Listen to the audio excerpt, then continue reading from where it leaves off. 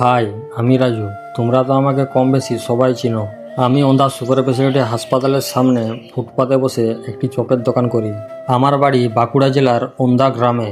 আজকে একটু অন্যরকম কথা বলবো, আমার জীবনের ছোট্ট একটা কাহিনী। সময় থাকলে ভিডিওটা শেষ পর্যন্ত দেখে যেও। পরিবারের আমরা 4 জন, মা, বাবা আর আমরা 2 ভাই।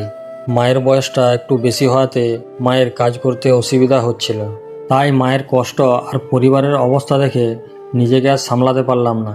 তাই ভাবলাম সংসারে একটা মেয়ে মানুষ না থাকলে সে সংসার ঠিকমতো চলে না। তাই ছোট্ট বয়সে একটা বড় সিদ্ধান্ত নিয়ে নিলাম। আমি বর্ষাকে বিয়ে করে নিলাম।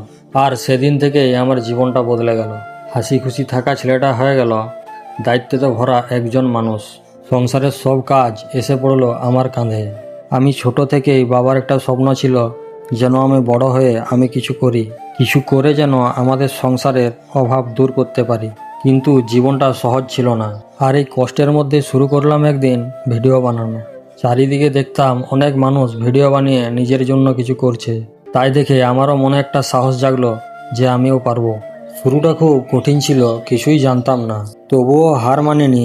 টানা 5 মাস আমার দোকানকে নিয়ে ভিডিও বানিয়ে যাচ্ছি। আর সেখানেই পেলাম তোমাদের ভালোবাসা।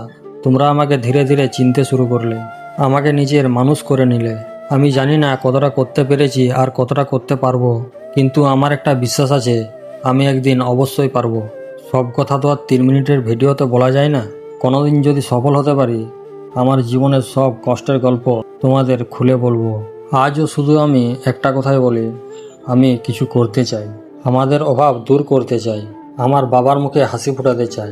আর সেটা সম্ভব হবে তোমাদের ভালোবাসাতে।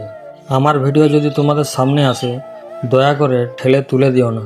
এটা আমার স্বপ্ন, আমার বাবার স্বপ্ন, আর একটা গরিব পরিবারের হাসি ফিরিয়ে আনার আশা।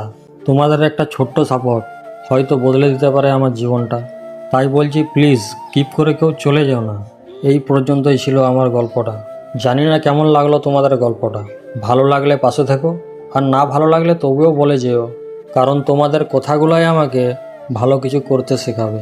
ঠিক আছে, দেখা হবে আবার নতুন কোনো ভিডিও নিয়ে।